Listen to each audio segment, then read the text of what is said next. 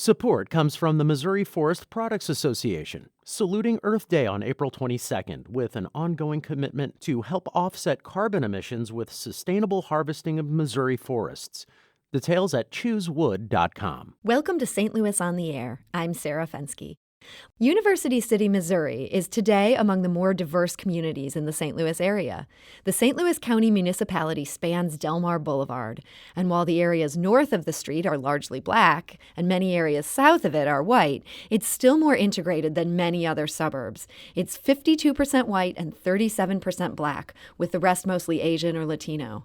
But 5 decades ago, U City was almost entirely white, and that was also true of the public schools.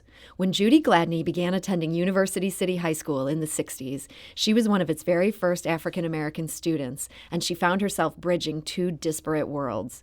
So did the man she would later marry, Eric Vickers. The path they blazed would be followed by tens of thousands of other black students.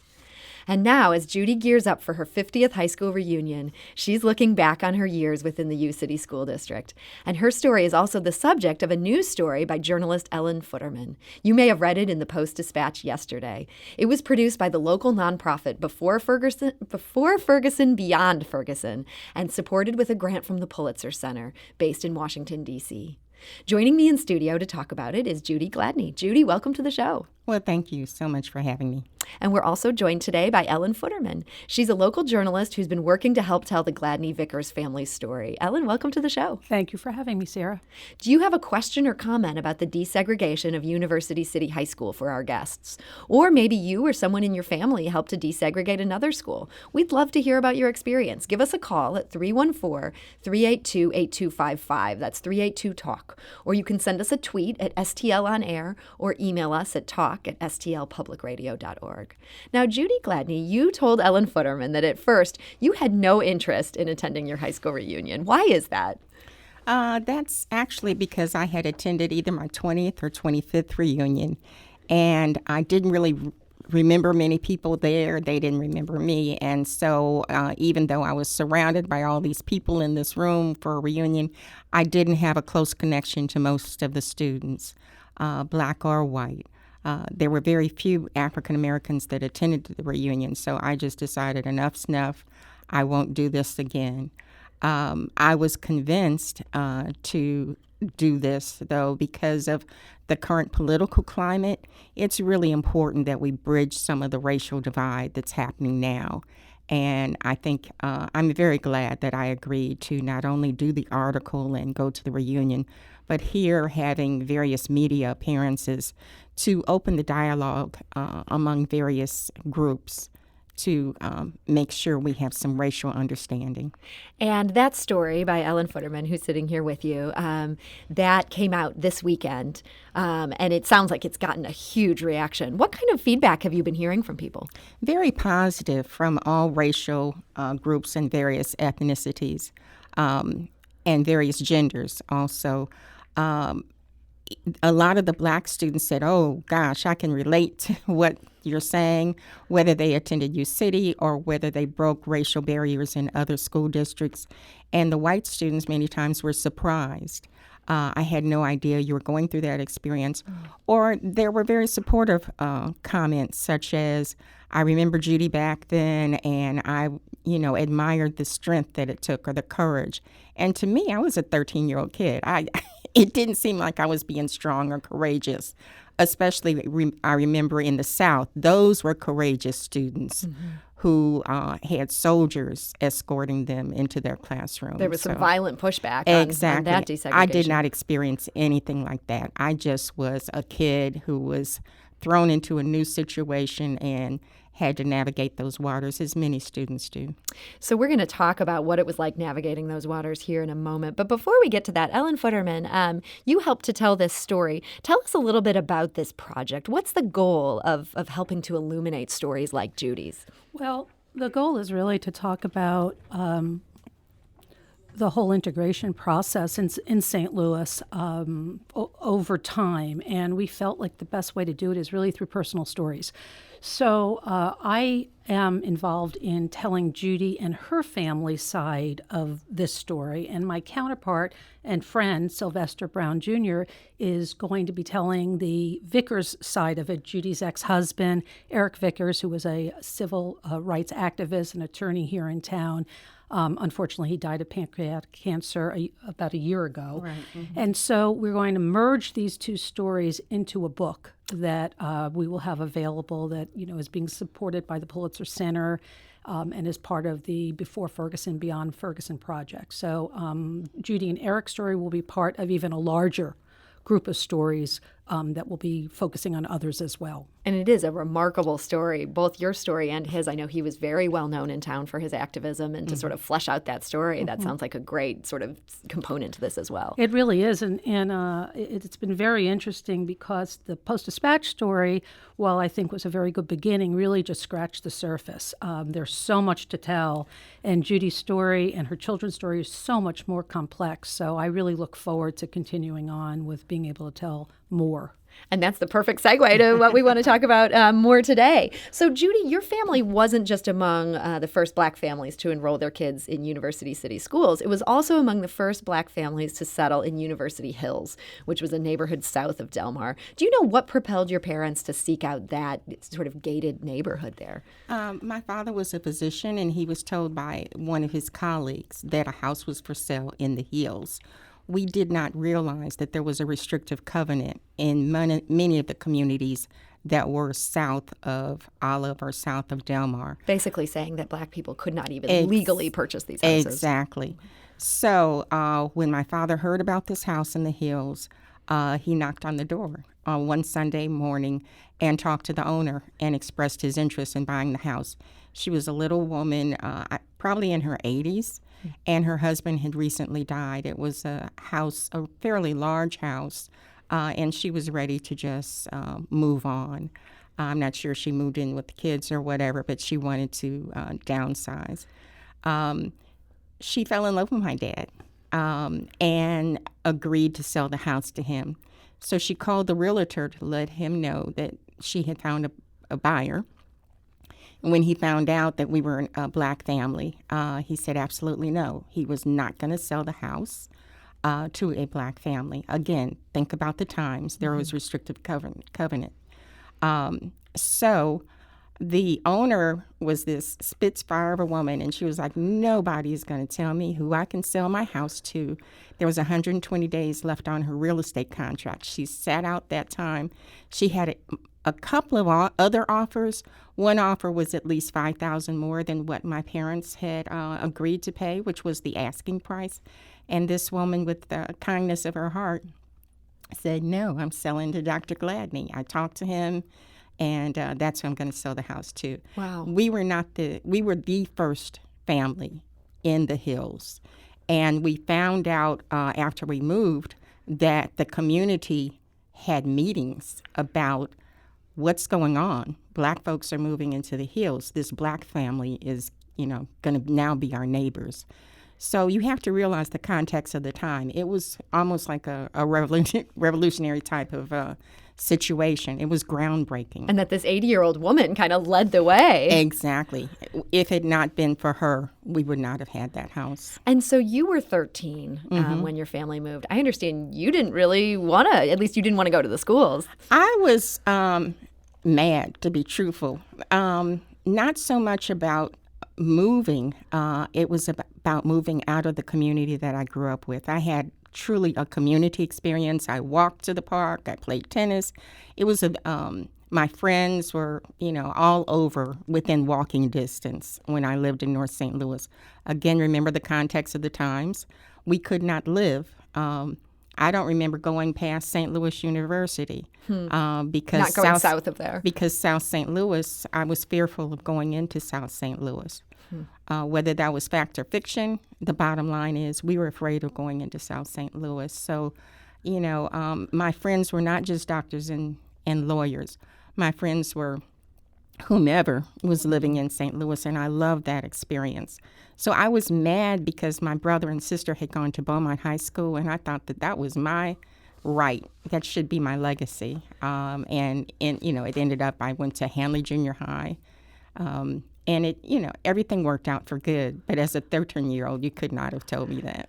I love when Judy was talking to me about that, and she said, the city at the time, they didn't have junior high schools. Ninth grade was high school, and she's like, what's this junior high school thing that I have to What do? are they doing out in the suburbs? I had never heard of a junior high school, so I was pretty miffed at the whole idea of going to a junior high, of not continuing the legacy that my brother and sister had at Beaumont.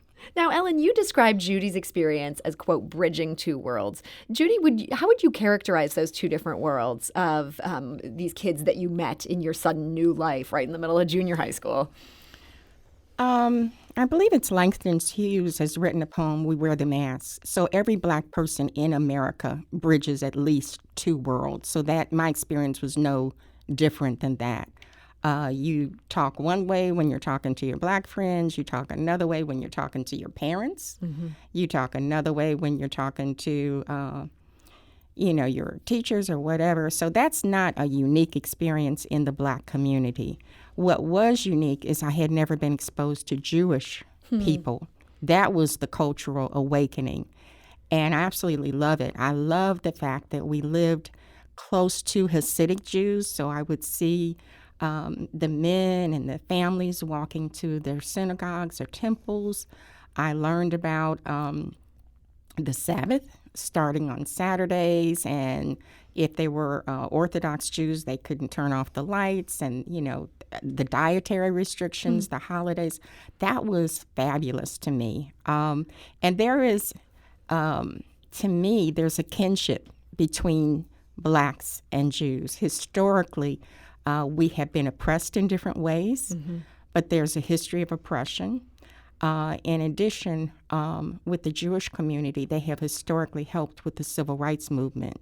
There were there were people who even died that were Jewish people that were fighting for civil rights. So that was a blessing to get that exposure. My parents attended a predominantly white church, so I joined a white church at 4 years old. So it wasn't so unique to me to be in a largely white environment. White environment, exactly. And I was said in the article, my father was the Black person everybody sort of got along with. And it wasn't that he kowtowed to white people. It was just, he was this mellow person that everybody sort of got along with. And he would do his civil rights and activism type thing. But people just were comfortable with him, Black or white. He was one of the first physicians that had white patients, as a matter of fact. And for you as a student at University City High School, were you able to find mentors? Did teachers give you a fair chance? I had two teachers that stood out in my mind, Dennis Lubeck and Karen Berger. And they took such an interest in me and two other students that Karen Berger opened up her home. And we had enrichment classes in her home over the summer. Was she doing this for all the students, or no, just the three of us? Oh, okay. It was a gentleman named Clement Can who ended up going to Harvard undergrad and became a filmmaker and is now living in New York. And then a woman who was one of my best friends named Diane Ridley Gatewood. Her husband just is now having an exhibit at the local art museum, at the St. Louis Art Museum. And she's a retired attorney general who practiced in New York for many years. So this was a pretty smart group. And well, they were smart. I can attest to that, and I was sort of tagging along. Grateful to be there. Now, you mentioned earlier sort of these much more violent struggles that had happened in the South. And exactly. Looking at that, you were almost about the same age as Ruby Bridges, who had to be accompanied by federal marshals in order to integrate the New Orleans school. How aware were you of just this broader civil rights struggle at the time when you were so young? Extremely aware. Extremely. My father actually marched with Martin Luther King, which I don't remember. I found that out after he had passed away, which was sort of sad because I never was able to talk to him about it. But we ate dinner together as a family, which that was sort of what happened back then. And we would watch the news, Huntley and Brinkley, at night. So not only did you see the fire hoses on the demonstrators and protesters, but, the Vietnam War and all of that. So I was very aware, and I don't think I was that politicized as a young person. It was the times. Everyone was sort of politicized. Mm-hmm. We're talking today with Judy Gladney about her role in helping to desegregate University City High School as a student. We're also here with Ellen Futterman, who's written a remarkable story about Judy's life. We need to take a quick break, but we'll be back shortly to continue this conversation. This is St. Louis on the Air on St. Louis Public Radio, 90.7 KWMU. Support comes from the Missouri Forest Products Association, saluting Earth Day on April 22nd with an ongoing commitment to help offset carbon emissions with sustainable harvesting of Missouri forests. Details at choosewood.com. And now back to our conversation about desegregating University High School. And also a note related to that, two of our guests today, Ellen Futterman and Judy Gladney, will also be speaking at a different event Friday evening at University City Public Library, and we want to encourage you to join them for that. The storytelling project that they're a part of for that is a production of the local nonprofit Before Ferguson, Beyond Ferguson, and it's supported with a grant from the Pulitzer Center, which is based in Washington.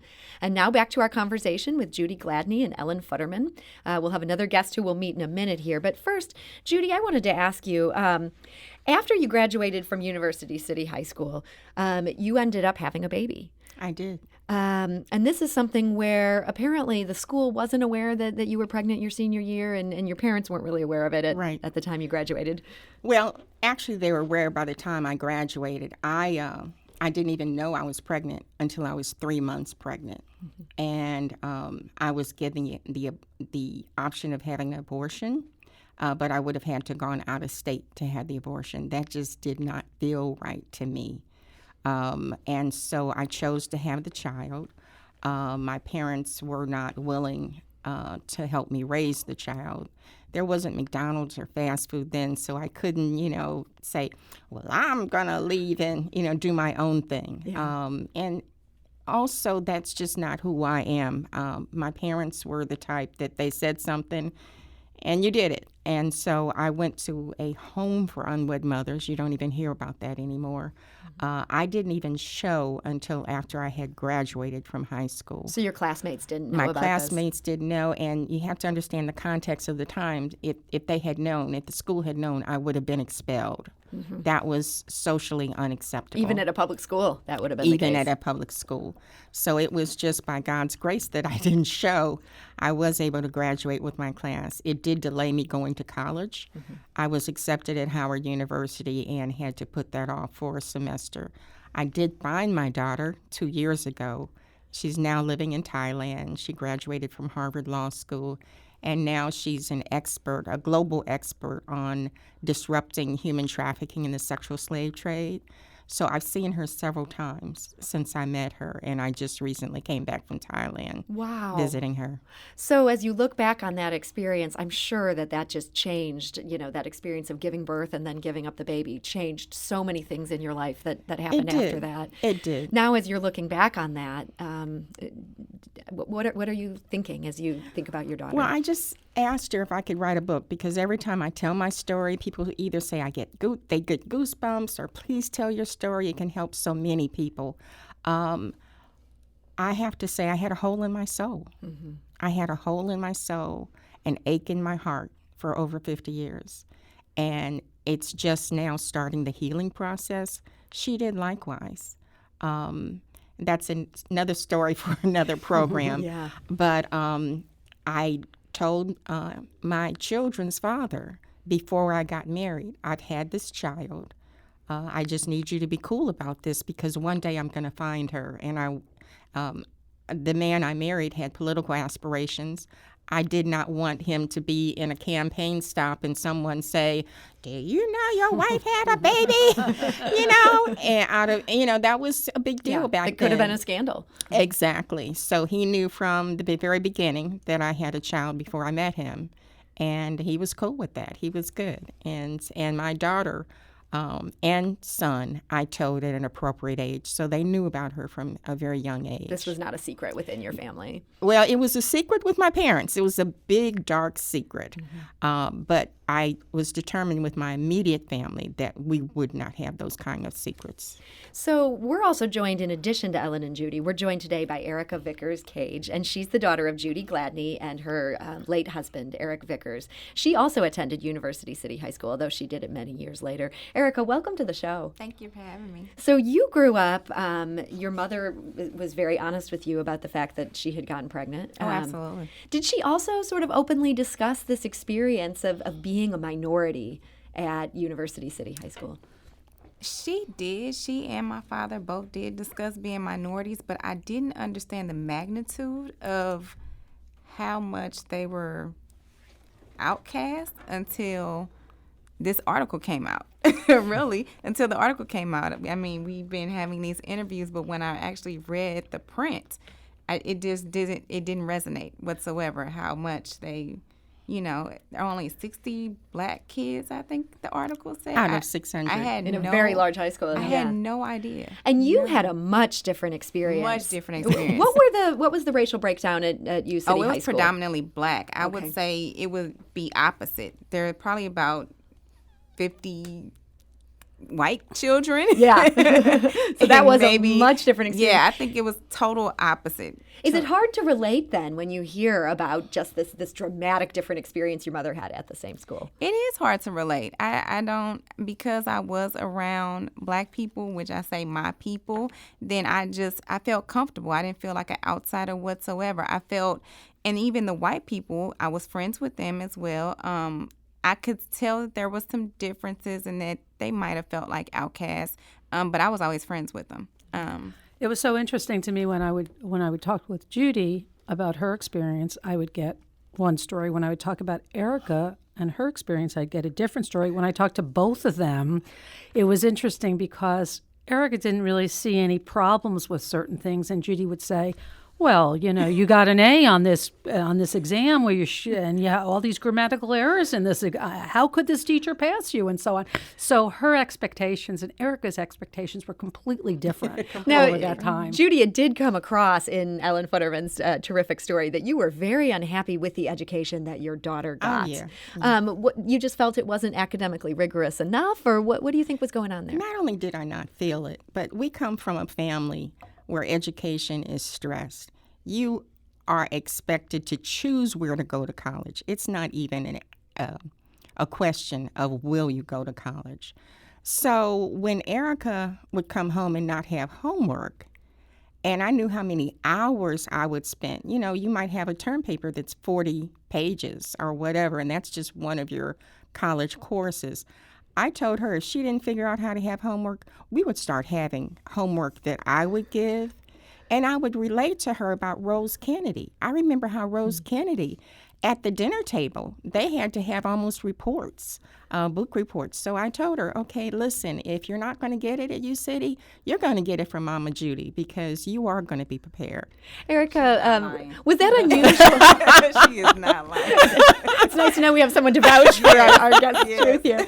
Erica, was your mom more strict than the mothers of your friends? Yes, very much more strict. Did you appreciate that at the time? No, not whatsoever. I was mad at the time. I didn't understand whatsoever. Now that I'm older, of course, I appreciate it. But no, at the time, I was extremely mad. I mean, if the teachers didn't give homework, then why do I have to do extra? Why do I have to read all these extra hours? I didn't get it at all. Now, Ellen Futterman, you also interviewed Judy's son and Erica's brother, Aaron Vickers. What was his experience like in that same system? Well, his was even, I think, more fractured, perhaps, because he started off at the same elementary school that Erica had gone to, Jackson Park.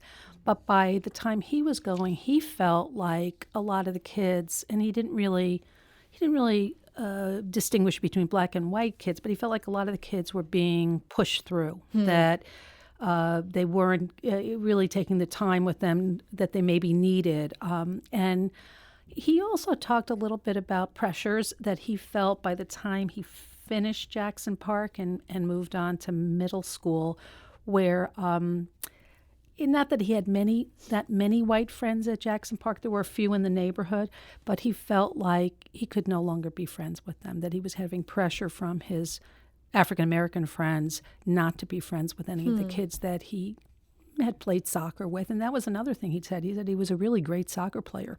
But soccer wasn't deemed a respectable sport for an African-American kid like himself, as, say, basketball and football were. And he said he was a really great soccer player. Now, he did go on to play football, and he was very good at that. But, he looks back a little wistfully at those missed experiences. Now, Judy, after you and Eric ended up divorcing, you moved to Creve Coeur just to get him out of the U City district. Did that help at all? True. You know what? It was another two-edged sword because educationally it was better. But he had never encountered racism because U City has a somewhat liberal mindset. So he had always had like a United Nations type experience in U City. And he had no problems with the white or Jewish kids that were still there. But the Pattonville district spans a lot of different socioeconomic levels. So you have working class people, and then you had kids that were driving their personal BMWs or maybe even Mercedes. A lot of wealth in that district there. A lot of wealth and a lot of working class. I mean, it really, and a lot of friction. Yes, and there was the whole DSEG kids that were bussed in. So he sort of gravitated toward the DSEG kids. He didn't feel close to the kids, the black kids that grew up in the schools, because sort of the same reason I didn't feel close to the kids at U City. They had formed their social groups in grade school.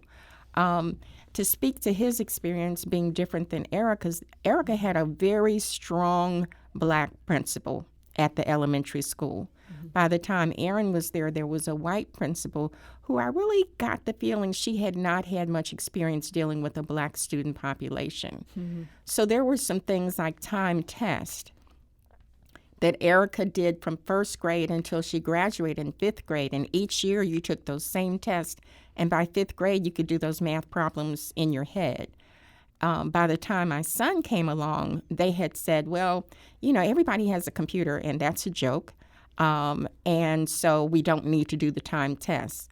So his education was not the same quality that Erica's was. And he was very frustrated when he went to Pattonville.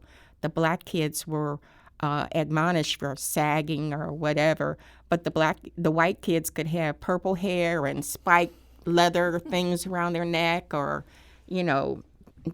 earrings in their, nose, or multiple earrings in their ears. So there was a big double standard about what was acceptable for the white population to wear and what the black population could wear. And that had to have been frustrating. And that was based on fear. They were distrustful of these black students that were now within that school. And that's a universal problem. That's not a Pattonville problem.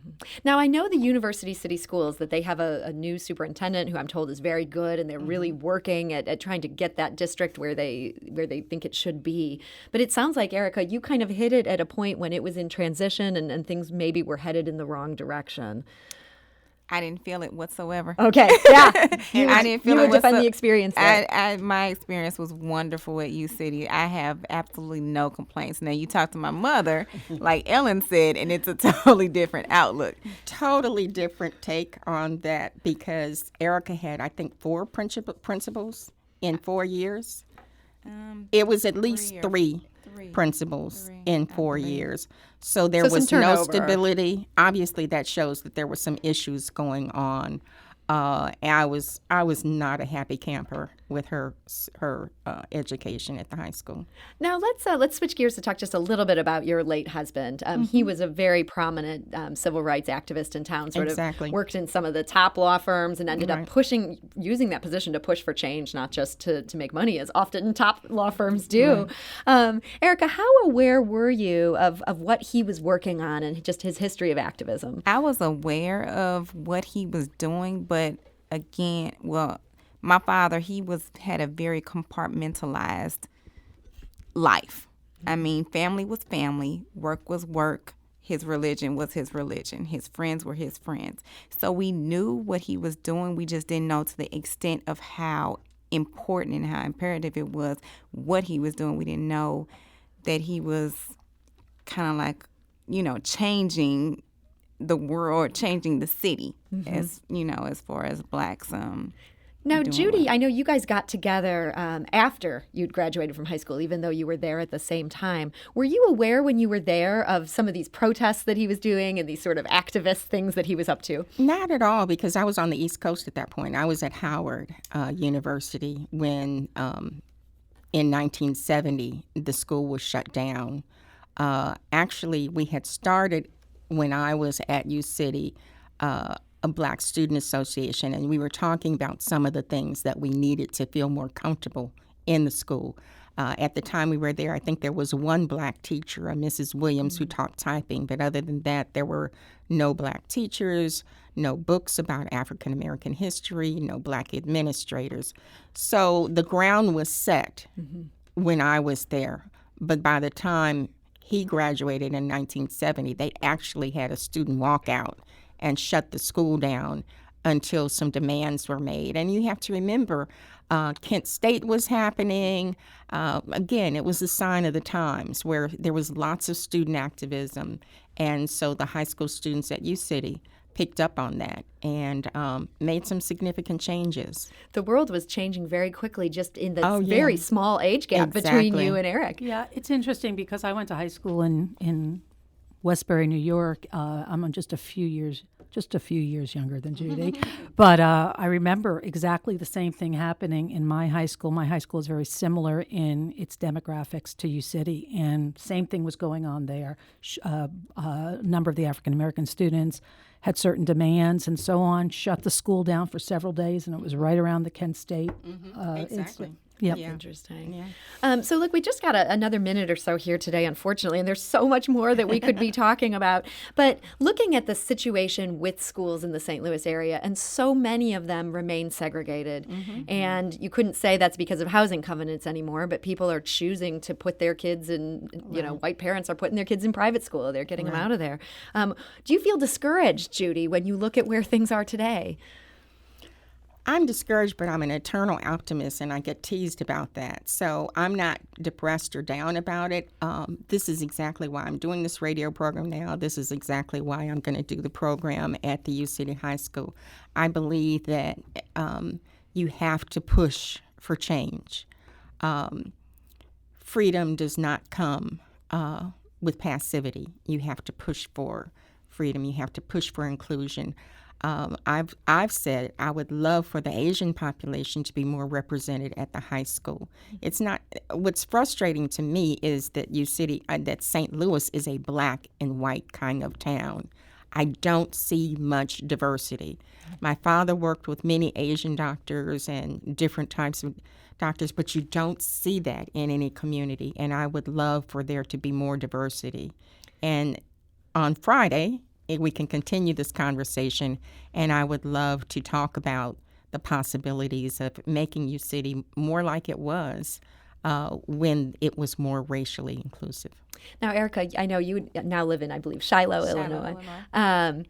As a member of the younger generation from your mother, do you feel hope as you look at the young people today, or do you think it's going to take a lot more to get us where we need to be? I think it's going to take a lot more to get us to where we need to be. I think there's a mindset that needs to shift. I think there needs to be more inclusion. I think the younger generation, they are being more inclusive. However, we do have those parents of the younger generations who want to still, like you said, make sure the whites go to the private schools and they don't attend the black schools for whatever reason.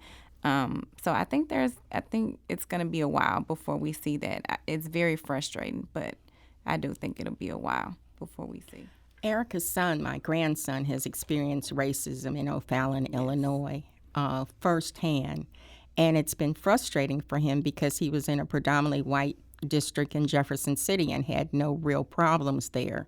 Sort of the same thing with my son and going to Pattonville.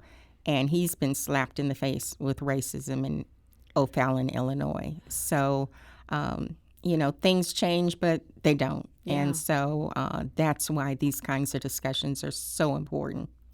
So on that note, unfortunately, we're out of time, but I do want to encourage anybody who's interested. Ellen Futterman and Judy Gladney will both be at the University City Public Library. That's on Friday night. What time is that? 6 p.m. 6 p.m., says Ellen, and that is open to the public. And this is part of Before Ferguson, Beyond Ferguson, and it's supported by the Pulitzer Center in Washington. So I want to thank you all. Judy Gladney, thank you so much for being here today. Thank you for having me. And Ellen Futterman, congratulations on an awesome story. Thank you very much, Sarah. And Erica Vickers Cage, thank you so much for joining us. Thank you for having me. This is St. Louis on the Air on St. Louis Public Radio, 90.7 KWMU.